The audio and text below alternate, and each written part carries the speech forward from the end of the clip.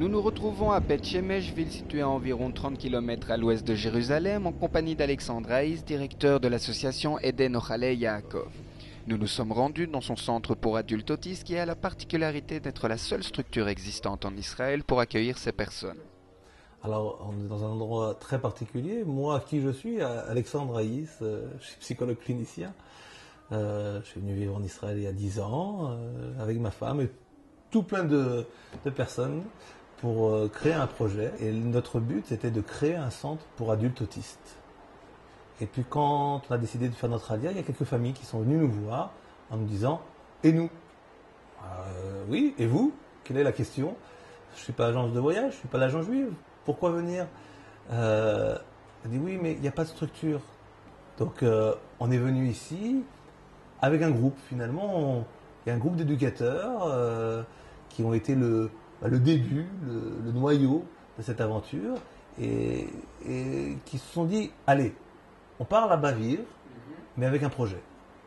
Le projet était tout simple, c'était d'ouvrir une maison pour accueillir des adultes autistes. On pose souvent la question, est-ce que vous avez une méthode particulière? J'ai envie de vous dire, il y a autant d'autistes que de méthodes. Il y a autant de définitions d'autistes qu'il y a d'autistes.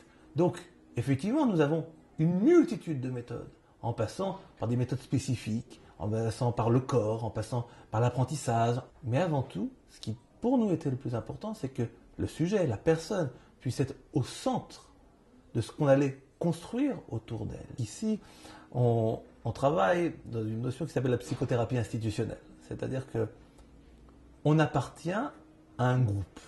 On est ensemble. On est là à risquer de vivre.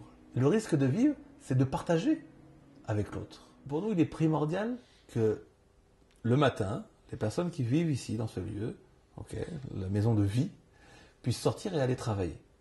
Certains ont le niveau de pouvoir aller travailler et en intégrant des lieux ouverts, semi-ouverts, ouverts sans éducateur ou semi-ouverts avec un éducateur. Alors on a créé un lieu qui est un hangar, finalement, dans lequel se trouvent 3 activités principales. L'une autour de la menuiserie. On a repris l'idée d'Emmaüs en reprenant des vieux meubles dans les moshavim et en les refaisant, en les recréant. Et puis il y a aussi là-bas, dans ce menuiserie, quelque chose de très joli qui est en train de se faire, puisque on récupère des palettes, vous savez, des palettes en bois, et on les récupère et on en fait des meubles. On en fait des chaises, on en fait des chaises longues, des tables, etc. Il y a un autre atelier qui est l'atelier céramique, où ils font de la céramique, où ils créent des objets, où des bénévoles viennent pour prendre leurs mains, pour les accompagner, et ils vont, une fois par semaine, vendre finalement leur production. On a même des commandes pour des bar mitzvahs, pour des événements, etc. Pour, voilà, vous savez, le petit souvenir qu'on donne à la fin, voilà, eux, ils le font. Et puis un troisième lieu, un troisième endroit où ils apprennent simplement à s'asseoir. Parce que pour certains autistes, même s'asseoir, c'est compliqué. Donc on va essayer de leur rendre les choses d'une manière un peu plus automatique pour qu'ils puissent, comme ça, s'intégrer plus tard dans un lieu où il y a un travail, où on commence quelque chose et on finit quelque chose. Et cette notion de commencer et finir et s'asseoir, c'est le début du travail. Il faut savoir qu'ils touchent de l'argent, de leur travail, de leur vente, mais aussi ici le centre leur donne un certain argent avec lequel ils peuvent créer des projets, aller s'acheter des choses, etc. Et pour ceux qui ne comprennent pas la notion de l'argent, alors il y a toujours quelque chose qui leur est donné. Un travail, c'est pas gratuit. Ils ne vont pas là-bas au hangar, comme on l'appelle, bénévolement. C'est un vrai lieu de travail. Et ça c'est très très important. Et en dehors des activités de travail, on y fait du cheval, on y fait de l'excursion, on y fait de l'escalade, on y travaille à travers l'iPad pour communiquer, à travers l'ordinateur, on travaille à travers des jeux, on travaille à travers de la cuisine, du théâtre. Ils sont très très nombreux. Le corps, bien sûr, la danse, les massages.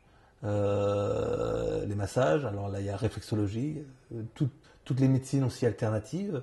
Il y en a encore bien d'autres qui m'échappent. Ça peut être une activité autour, simplement le dimanche par exemple, on a une activité autour du journal. C'est-à-dire pour ceux qui peuvent lire, bah, venez, on va lire ensemble le journal. On travaille autour aussi de la vidéo, de apprendre à se regarder et aussi autour de apprendre à s'écouter. C'est-à-dire donner à la personne autiste une représentation, finalement, ce qui leur manquerait, une représentation d'eux, mais aussi de l'autre. Et bien sûr, il y a une activité qui est principale, qui est autour de la musique et du chant. On m'avait dit. Parce que peut-être il y a un point commun à tous les autistes, c'est que tous les autistes ont cet éveil musical. Donc voilà, la musique, c'est une invitation au sensible, à la personne, à la rencontre, encore une fois, mais ô combien importante. En tout cas, vous avez amené la caméra ici. Je souhaiterais que les gens puissent venir ici. Parce que n'oublions pas une seule chose, c'est que c'est un lieu ouvert. Et les autistes se présentent comme fermés, mais combien ils aiment quand quelqu'un vient dans ce lieu ou lorsque nous, on va vers eux. Voilà.